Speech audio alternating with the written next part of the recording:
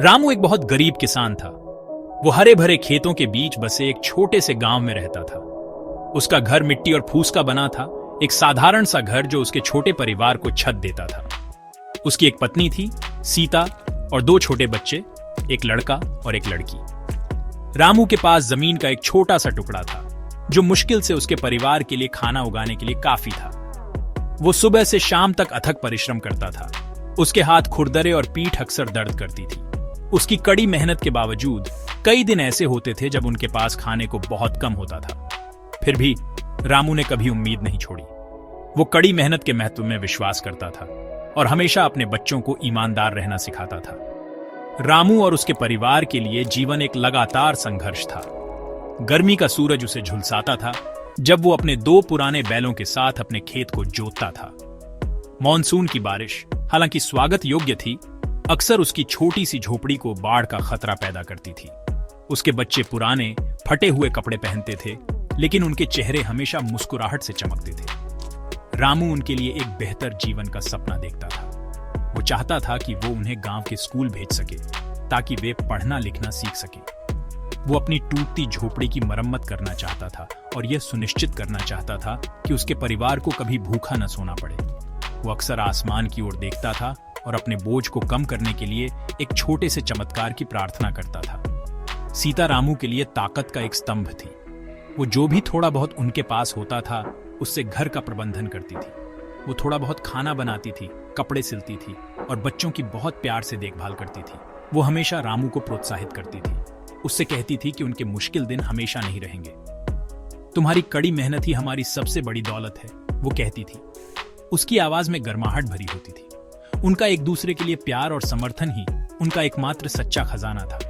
ये बंधन ही उन्हें हर नए दिन का सामना करने की हिम्मत देता था, चाहे वो कितना भी चुनौतीपूर्ण क्यों ना हो। बच्चे, हालांकि छोटे थे, अपने परिवार की स्थिति को समझते थे।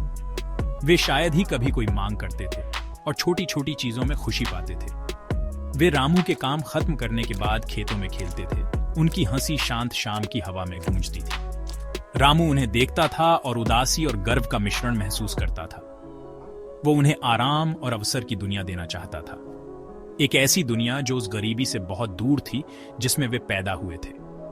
उसने खुद से वादा किया कि वो अपने प्यारे बच्चों के लिए एक उज्जवल भविष्य बनाने के लिए अपनी पूरी ताकत लगा देगा। एक ऐसा भविष्य जो उम्मीदों और संभावनाओं से भरा हो। एक गर्म दोपहर 14 जून 2025 को रामू हमेशा की तरह अपने खेत को जोत रहा था।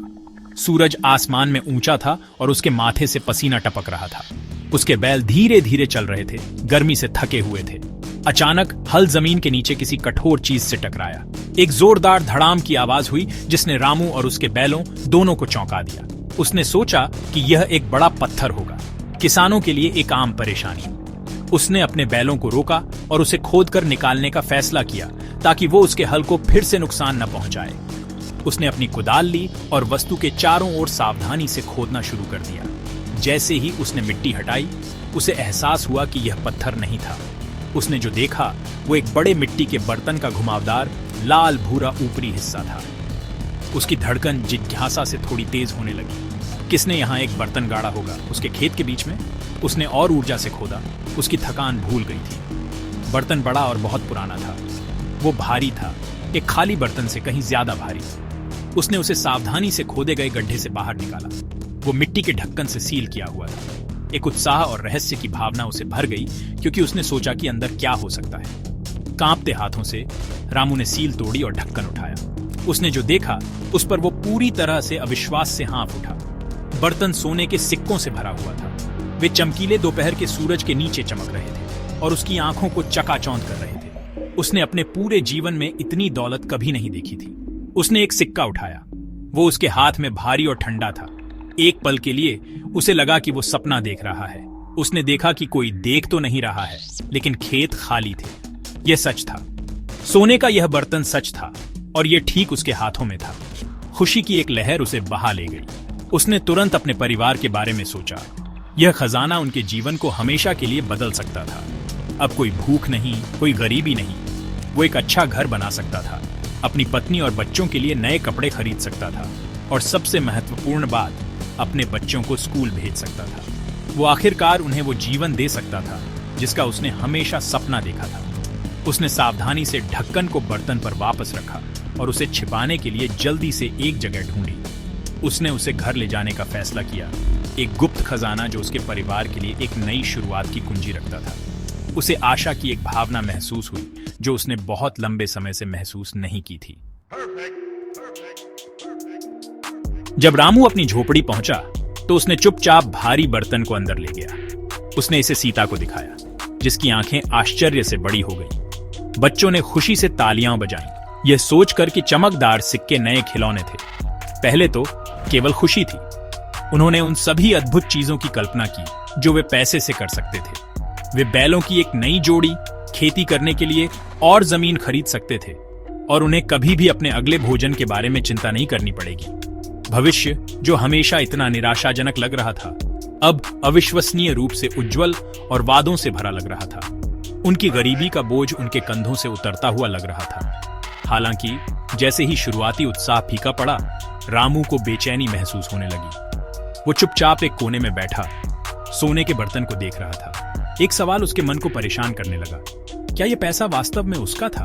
उसने इसे अपनी जमीन पर पाया था, लेकिन उसने इसे अपनी मेहनत से नहीं कमाया था। वो एक ऐसा आदमी था जिसने अपना पूरा जीवन ईमानदारी और कड़ी मेहनत के सिद्धांतों पर जिया था। उसके पिता ने उसे सिखाया था कि किसी को कभी भी वो नहीं लेना चाहिए जो उसका नहीं है। यह अचानक मिली दौलत उसके चरित्र की परीक्षा, उन मूल्यों की परीक्षा लग रही थी जो उसे इतने प्यारे थे। इस आंतरिक संघर्ष ने उसके मन में तूफान ला दिया। उसका एक हिस्सा तर्क दे रहा था कि यह भगवान का उपहार था, उसकी वर्षों की कठिनाई का इनाम। वो खुशी के इस अवसर का हकदार था, उसके परिवार को एक बेहतर जीवन का हकदार था। लेकिन उसका दूसरा हिस्सा, उसके विवेक की आवाज फुसफुसा रही थी कि यह दौलत किसी और की हो सकती है। शायद यह बहुत पहले का छिपा हुआ खजाना था जो गांव में किसी के पूर्वजों का था। इसे रखना बेईमानी होगी। उसे अपने परिवार की हताश जरूरतों और उसकी गहरी नैतिकता के बीच फंसा हुआ महसूस हुआ। सीता ने अपने पति के चेहरे पर परेशान नजर देखी। वो उसके बगल में बैठी और पूछा, क्या हुआ? यह हमारे लिए एक खुशी का दिन है। रामू ने अपनी दुविधा उसके साथ साझा की। उसने उसे अपने अंदर चल रहे संघर्ष के बारे में बताया। सीता, एक बुद्धिमान और सहायक पत्नी, ने धैर्य से सुना। उसने उसे याद दिलाया कि वे हमेशा अपने बच्चों को क्या सिखाते थे, ईमानदारी सबसे मूल्यवान खजाना है। उसने सहमति व्यक्त की कि उन्हें सच्चाई का पता लगाना होगा। वे दोनों जानते थे कि उन्हें क्या करना था। वे बेईमानी की नींव पर अपनी खुशी नहीं बना सकते थे। उन्होंने बर्तन को गांव के प्रधान के पास ले जाने और उसे सब कुछ बताने का फैसला किया। अगली सुबह रामू सोने का भारी बर्तन गांव के प्रधान के घर ले गया। प्रधान एक सम्मानित और निष्पक्ष व्यक्ति थे। वो गरीब किसान को अपने दरवाजे पर इतने बड़े बर्तन के साथ देखकर हैरान थे। रामू ने स्पष्ट आवाज में पूरी कहानी सुनाई। उसने उन्हें बताया कि उसने खेत जोतते समय बर्तन कैसे पाया था और उस नैतिक संघर्ष को समझाया जिसने उसे पूरी रात जगाए रखा था। उसने प्रधान के सामने बर्तन रखा और कहा, साहब, मुझे नहीं पता कि यह मेरा है या नहीं।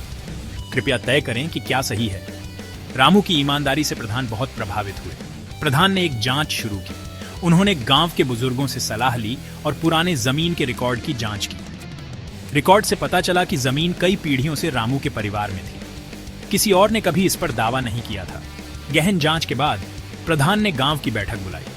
उन्होंने सभी को रामू की खोज और उसकी ईमानदारी के अविश्वसनीय कार्य के बारे में बताया। फिर उन्होंने अपना फैसला सुनाया। यह खजाना रामू की जमीन पर मिला था और कोई अन्य दावेदार मौजूद नहीं है।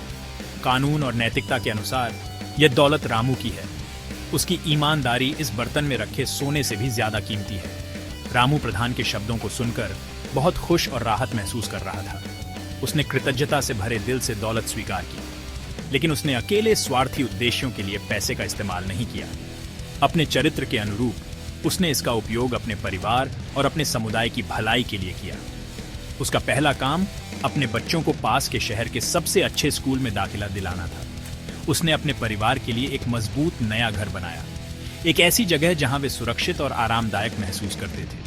उसने उपजाऊ जमीन का एक बड़ा टुकड़ा और बैलों की एक नई मजबूत जोड़ी भी खरीदी, जिसने उसके खेती के काम को बहुत अधिक उत्पादक और समृद्ध बना दिया। लेकिन रामू की उदारता यहीं खत्म नहीं हुई। उसने देखा कि उसके गांव में पानी की कमी थी। उसने अपनी दौलत का एक महत्वपूर्ण हिस्सा गांव के केंद्र में एक गहरा कुआं बनाने के लिए खर्च किया। अब सभी को पूरे साल साफ पीने का पानी उपलब्ध था। उसने अन्य गरीब किसानों को बीज और औजारों में भी मदद की और जरूरतमंद परिवारों को वित्तीय सहायता प्रदान की। रामू की कहानी गांव में एक किंवदंती बन गई। वो अब सिर्फ एक गरीब किसान नहीं था, वो एक सम्मानित व्यक्ति था जिसकी कहानी बच्चों को एक सबक के रूप में सुनाई जाती थी कि ईमानदारी और कड़ी मेहनत का हमेशा इनाम मिलता है और सच्चा धन एक अच्छे दिल में निहित है।